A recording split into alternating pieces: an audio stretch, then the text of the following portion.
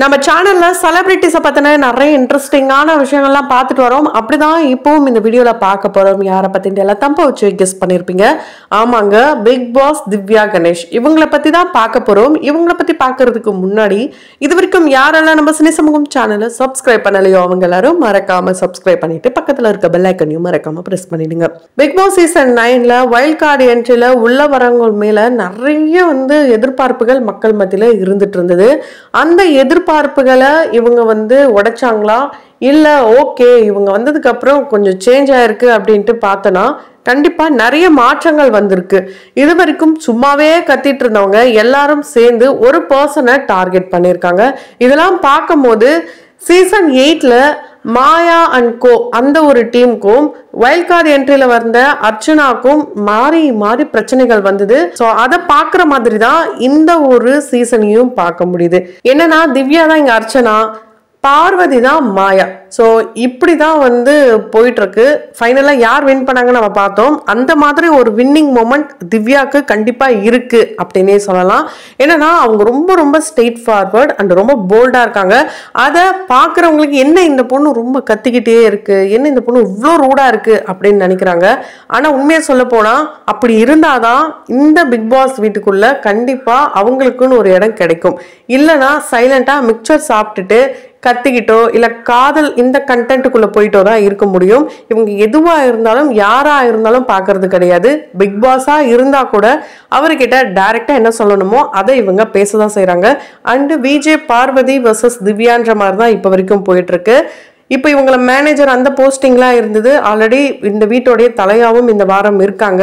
எல்லாத்தையுமே ஒன்னா இவங்களால மேனேஜ் பண்ண முடியல. அதுக்கு காரணம் உள்ள இருக்கிறவங்க எல்லாரும் யூனிட்டியா செயல்படுறாங்க இவங்களுக்கு அகெயின்ஸ்டா. இத பிக் பாஸ் கூட கூப்பிட்டு சொல்லியிருப்பாரு.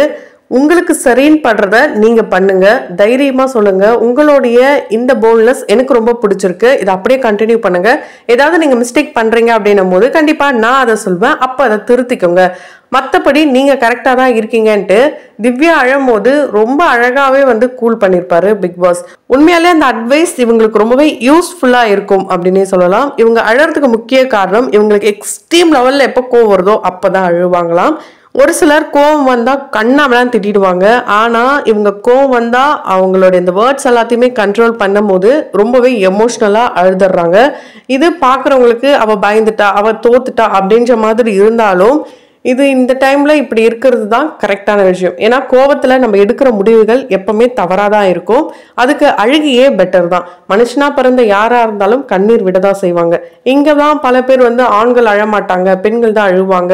அதே மாதிரி நீ போல்டுன்னு சொல்லி அவங்க வேற மாதிரி பார்த்துட்டு இப்ப அழகிறத பார்க்கும்போது என்ன இந்த பொண்ணு இப்படி குழந்தை மாதிரி அழுவுதே அப்படின்னு சொன்னாலும் இவங்க கரெக்டா தான் இருக்காங்க. கண்டிப்பா இவங்களுக்கு வின் பண்றதுக்கான வாய்ப்புகள் ரொம்ப அதிகமாவே இருக்கு. ஸோ இவங்களுடைய நிறைய இன்ட்ரெஸ்டிங்கான விஷயங்களை தான் தொடர்ந்து இந்த வீடியோவில் பார்க்கலாம். திவ்யா அவங்க வீட்டுக்கு செல்ல பொண்ணு அப்படின்னே சொல்லலாம். அவங்க அப்பா கூட சின்ன வயசுல இருந்து கோர்ட்டுக்கெல்லாம் போயிருக்காங்களாம். ஸ்கூல் லீவ் விடும் போது கோர்ட்டு பக்கத்துல தானா, அதனால அவங்க அப்பா கூட போயிருக்காங்க. அதனாலே இவங்களுக்கு சின்ன வயசுல நம்ம ஒரு அட்வொகேட் ஆகணும் அப்படின்ற ஆசை இருந்திருக்கு. அதனாலே இந்த லைன்ல போயிருக்காங்க. அப்படி இவங்க காலேஜ் படிக்கும் போதுதான் இவங்களுடைய ஒரு ப்ராஜெக்டுக்காக இவங்க ஒரு பிலிம்ல நடிக்கிற மாதிரியான ஒரு வாய்ப்பு வருது. அந்த வாய்ப்பை பத்தி அவங்க அக்கா கிட்ட சொல்ல, என்னடி நீ இவ்வளவு அழகா இருக்க நடிடின்ட்டு அவங்க அக்கா சொல்ல இவங்களும் ஓகே அப்படின்ட்டு ஸ்டார்ட் பண்றாங்க. ஆனா அதுக்கு முன்னாடி அப்படியே அகெயின்ஸ்ட் ஆகுறாரு இவங்களுடைய அப்பா. உனக்கு இது செட் ஆகாது, சினிமான்றது ஓகே, கண்டிப்பா இது உனக்கு செட் ஆகாது அப்படின்னு சொல்றாரு. இருந்தாலும் அதெல்லாம் மீறிதான் இவங்க விஜே ஆகுறாங்க. அதுக்கப்புறம் ஆர்ஜே ஆகணும்ன்றாங்க. அதுக்கப்புறம் இவங்களுக்கு ஆர்ஜே ஆகணும்ன்ற ஆசைலாம் கூட இருக்காம். ஏதாவது வீக்லி ஒன்ஸ் ஒரு ஷோவை இவங்க ஆங்கர் பண்ணா ஆர்ஜேவா ரொம்ப ரொம்ப ரொம்ப பிடிக்குமாம்.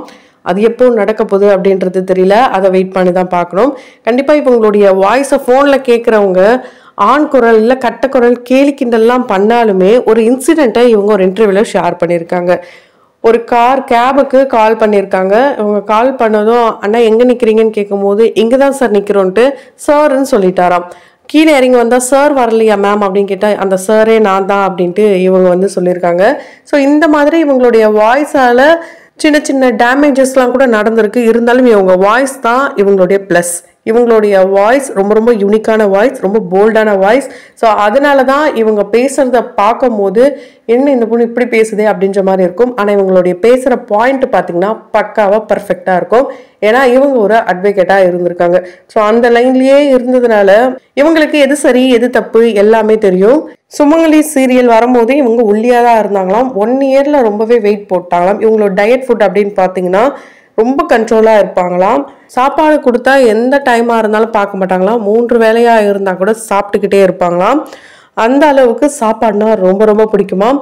இருந்தாலும் டயட்டுக்காக கண்ட்ரோல் பண்ணிட்டு இருக்காங்களாம். என்ன பண்றது, ஒரு சோஷியல் மீடியால இருக்காங்க, ஒரு பப்ளிக் ஃபிகரா இருக்காங்கன்னும் போது நடிக்கிறவங்களுக்கு கண்டிப்பா ஃபிட்னஸ் அப்படின்றது ஒன்று கம்பல்சரி ஆயிடுச்சு. கண்டினியூஸாக இவங்க ரொம்ப காலமாக நடிச்சிட்டு இருக்காங்க. அதில் ஜெனியா எல்லார் மனசுலையும் நீங்காத இடம் பிடிச்சிருக்காங்க. பாக்கியலட்சுமி சீரியலை கண்டிப்பாக யாராலுமே மறக்க முடியாது. மகாநதி சீரியலில் கங்கான்ட்டு செகண்ட் கங்காவா இவங்க கம்ருதீன் கூட பேர் பண்ணியிருப்பாங்க. அதனால தான் கம்ருதீன் பிராங்க் பண்ணுறாருன்னு கூட தெரியாமல் உள்ள அங்கே சண்டைகள் நடக்கும்போது அவருடைய ஷர்ட்டை பிடிச்சி இவங்க கேள்விகள் கேட்டிருப்பாங்க. அதை பார்க்கும் போதே ஒரு நல்ல ஃப்ரெண்ட்ஷிப் அது ரொம்ப நல்லாவே தெரிஞ்சுது. ஏன்னா வெளியில இருக்கும் போது கண்டிப்பா அவரை பத்தி தெரிஞ்சிருக்கும். உள்ள வந்தும் என்ன இவன் இப்படியே இருக்கான், ஒரு மெச்சூரிட்டி கூட இல்லையே அப்படின்ற மாதிரி ஒரு நட்பு ரீதியா அங்க பேசினது ரொம்பவே கரெக்டான விஷயம். இவங்க செல்லம்மா சீரியலையும் குவிட் பண்ணிட்டாங்க, அதே மாதிரி மகாநதி சீரியலையும் குவிட் பண்ணிட்டாங்க. அதுக்கப்புறம் இப்போதான் புது கங்கா வந்து அவங்க கொஞ்சம் வில்லத்தனங்கள்லாம் பண்ணிட்டு இருக்காங்க. அன்னம் சீரியல்ல இவங்க கலெக்டரா நடிக்கிறாங்க. ஸோ எல்லாத்தையும் விட்டுட்டு தான் இப்போ இந்த பிக் பாஸ் வீட்டுக்குள்ள வந்திருக்காங்க. இவங்களுக்கு பிடிக்காத விஷயம் என்னன்னா, யாரா இருந்தாலும் எதுவா இருந்தாலும் இவங்களுக்கு பின்னாடி பேசுறது சுத்தமா பிடிக்காது. எதுவா இருந்தாலும் முன்னாடி பேசிட்டா அது ஓகே.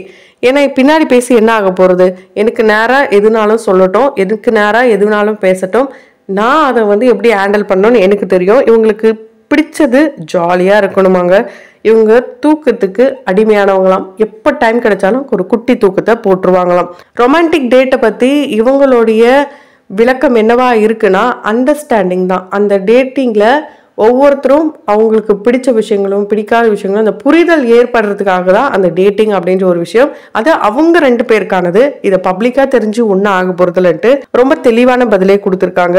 இவங்களுக்கு ஃப்ளைட்டில் ஒரு இன்சிடென்ட் நடந்திருக்கு. அங்கே இவங்க கிட்ட ஒரு பேடான ஒரு இன்சிடென்ட் வந்து ஒரு எக்ஸ்பீரியன்ஸும் இவங்களுக்கு கிடைச்சதாம். அதனால அந்த ஒரு பர்சனை எங்க இருக்கோம் என்ன பண்றோம் அது எதுவுமே பார்க்காம ஓங்கி ஒரு அறை விட்டாங்களாம். உண்மையாலே இவங்க எந்த அளவுக்கு போல்டுன்ட்டு அந்த இடத்துல தெரிஞ்சுக்கலாம். இவங்களுடைய கடந்த கால வாழ்க்கை அப்படின்ட்டு எல்லாத்தையும் பற்றி பார்க்கும்போது இவங்களுடைய பர்சனல் லைஃபையே ஒரு அவேர்னஸ்க்காக ஷேர் பண்ணியிருப்பாங்க. என்னன்னா, திருமணத்தை நிறுத்துறது அப்படின்றது ஒரு தவறான முடிவுன்ட்டு இப்போ வரைக்கும் பல பேரும் பல விதங்களில் பல விமர்சனங்கள் முன் வச்சாலும் அது இவங்களை பொறுத்த வரைக்கும் ஒரு தப்பான விஷயம் கிடையாதாம். என்னன்னா, பிடிக்காத ஒரு விஷயத்த நம்ம திரும்ப திரும்ப அதுக்குள்ளே இருக்கும் போது அது நம்மளை மட்டும் இல்லாமல் நம்மளை சுற்றி இருக்கிறவங்களுக்கும் பாதிப்பை தான் ஏற்படுத்தும். அது திருமணம் ஆனாலும் சரி, திருமணம் நடக்க போதுனாலும் உங்களுக்கு பிடிக்கல அப்படின்னா டக்குன்னு முடிவெடுக்க போறது இல்லை. எல்லாத்தையும் பற்றியும் யோசிச்சுட்டு தான் முடிவெடுப்பீங்க. அந்த மாதிரி தான் நான் முடிவெடுத்தேன். ஸோ இதில் எந்த ஒரு தப்பும் இல்லை அப்படின்னு நான் நினைக்கிறேன். அதே மாதிரி இட்ஸ் ஓவர், அதை பற்றியே திரும்ப திரும்ப பேசி எதுக்கு நம்ம டைம் வேஸ்ட் பண்ணணும்ட்டு இவங்க அவங்களுடைய பர்சனல் லைஃபையும் எக்ஸாம்பிளுக்கு சொல்லியிருக்காங்க. உண்மையாலே இங்கே வந்து பிடிக்காத வாழ்க்கையை பல பெண்கள் வாழ்ந்துட்டு தான் இருக்காங்க. சமுதாயத்துடைய இந்த பிடியில் நம்ம மாட்டிட்டோம், எதுக்கு நம்ம வெளியே போயிட்டு யார் என்ன கேள்வி கேட்பாங்க யார் என்ன சொல்லுவாங்கட்டு அதுக்கு பயந்து வாழறதை விட இதுலயே நம்ம வாழலான்ட்டு சில பெண்கள் ரொம்பவே கொடுமையான வாழ்க்கையை அனுபவிச்சுட்டு தான் இருக்காங்க. ஸோ அதுக்கு முற்றுப்புள்ளி வைக்கணும் அப்படின்னா ஒரு முடிவு அவங்க எடுத்துதான் ஆகணும். அது யார் என்ன சொல்லுவாங்க அப்படின்றது எல்லாமே செகண்டரி தான். அந்த லைஃப்ல நீங்க சந்தோஷமா இருக்கீங்களா, நீங்க அடுத்த லெவலுக்கு போறீங்களா அப்படின்றது ரொம்ப ரொம்ப முக்கியம். ஸோ அதுக்கு எக்ஸாம்பிளா தான் இவங்க சொல்லியிருக்காங்க. கண்டிப்பா இவங்களுடைய போல்ட்னஸ் எந்த அளவுக்கு நம்ம எல்லாம் பார்க்குறோம். இவங்க வின் பண்றதுக்கான வாய்ப்புகள் ரொம்ப அதிகமா இருக்கு. அந்த வகையில் இவங்க வின் பண்ணுவாங்கன்னு நினைச்சிங்கன்னா கமெண்ட் பாக்ஸில் மறக்காமல் கமெண்ட் பண்ணுங்கள். தொடர்ந்து வீடியோஸ்லாம் பார்க்கணும்னு நினச்சிங்கன்னா உடனே சேனலை சப்ஸ்கிரைப் பண்ணிவிட்டு பக்கத்தில் இருக்க பெல் ஐக்கனையும் மறக்காமல் ப்ரெஸ் பண்ணிவிடுங்க.